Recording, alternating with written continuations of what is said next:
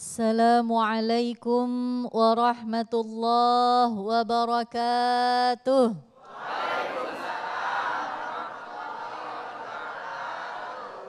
Alhamdulillahilladzi qad hadana bil iman. Assalatu wassalamu ala afdalil insan wa ala alihi wa ashabihi wa man tabi'ahu bil ihsan, amma ba'd. Allahumma salli ala sayyidina Muhammad.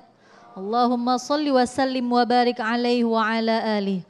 Rabbi shrah li sadri wa yassir li amri wahlul 'uqdatam min lisani yafqahu qawli. Amin amin ya rabbal alamin. Yang saya hormati, sama-sama kita muliakan guru kita Habib Ahmad Al-Kaf dan Ustadz Arifin Nugroho. Semoga Allah kuatkan dan Allah sehatkan selalu, amin. Allah istiqomahkan dalam mensyiarkan ajaran-ajaran agama Islam, amin ya rabbal alamin. Bapak, Ibu, hadirin pemirsa Damai Indonesiaku TV One yang berbahagia, semuanya hadirin, bagaimana kabarnya? Wah, udah kayak anak TK, alhamdulillah, luar biasa. Sehat Bu semuanya? Sehat, alhamdulillah. Ada yang lagi galau Pak? Ada yang lagi galau Bu? Ada yang lagi pusing, bimbang, ragu? Tidak ada, alhamdulillah. Alhamdulillah, dalam majelis ilmu pada kesempatan kali ini kita membahas tentang bagaimana menenangkan hati saat kita dalam keadaan bimbang atau ragu. Tadi sudah disampaikan oleh guru-guru kita bagaimana kebimbangan dan keraguan itu muncul dari hati. Dan obatnya hati adalah Al-Quran. Obatnya hati apa Bu?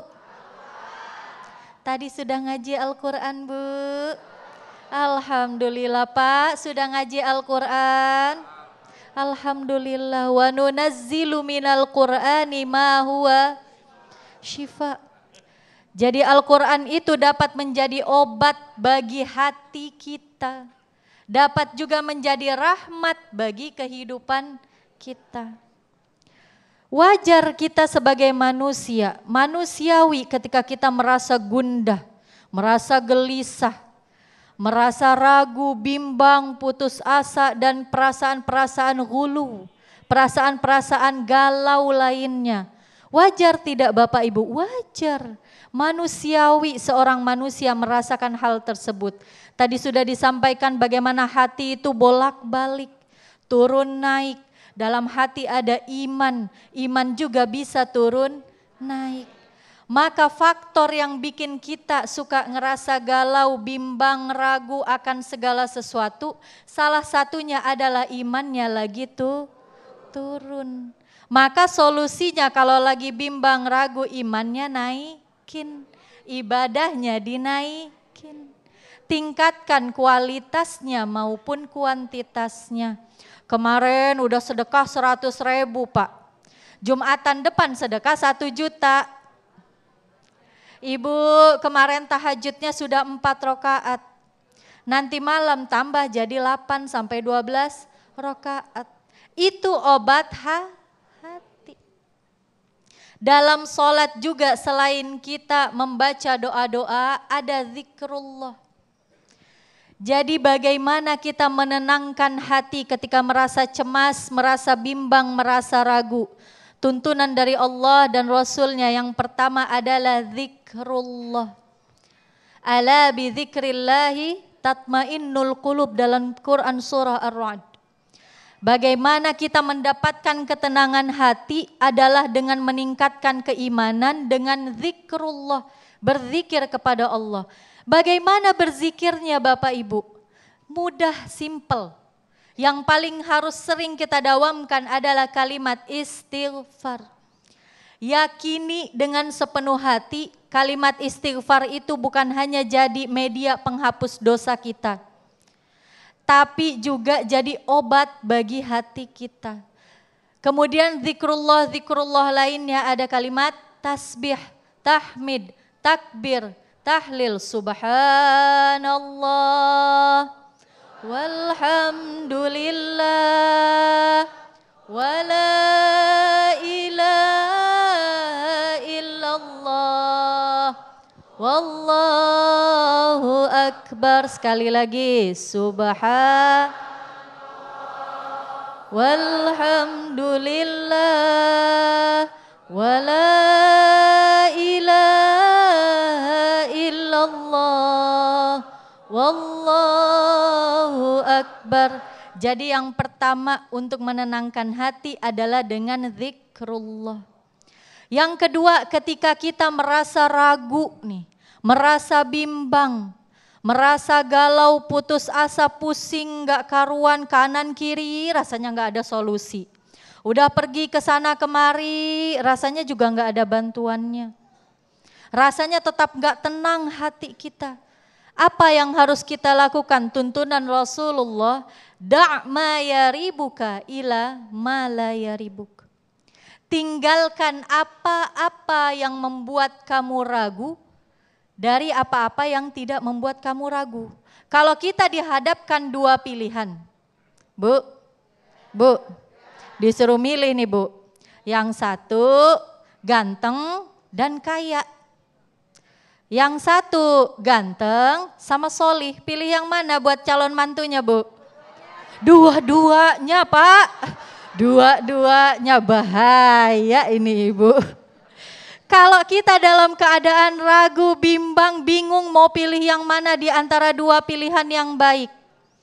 Apa kata Rasulullah tadi? Tinggalkan apa yang sekira-kiranya kamu ragu. Kalau kita punya duit 1M, 100M, mau investasi. Investasi ke A atau investasi ke B? Yang B ternyata bikin kita ragu-ragu. Tinggalkan Bapak.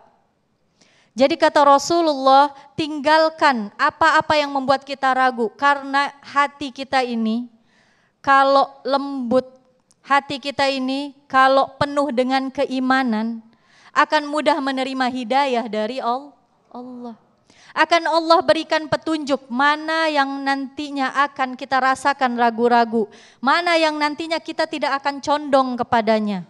Nah, tinggalkan hal-hal yang kita ragu kepada hal-hal yang lebih kita yakini. Yakini maslahatnya, yakini kebaikannya, yakini hal tersebut sesuai dengan syariat Allah Subhanahu wa taala.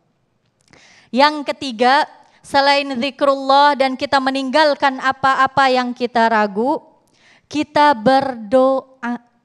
Jadi tak lepas dalam sholat dan dalam kehidupan kita sehari-hari, kita tidak putus untuk berdoa. Tadi doanya, ya muqallibal qulub, tsabbit qalbi ala dinik. Atau kita dawamkan surah Ad-Duha dan Al-Insyirah.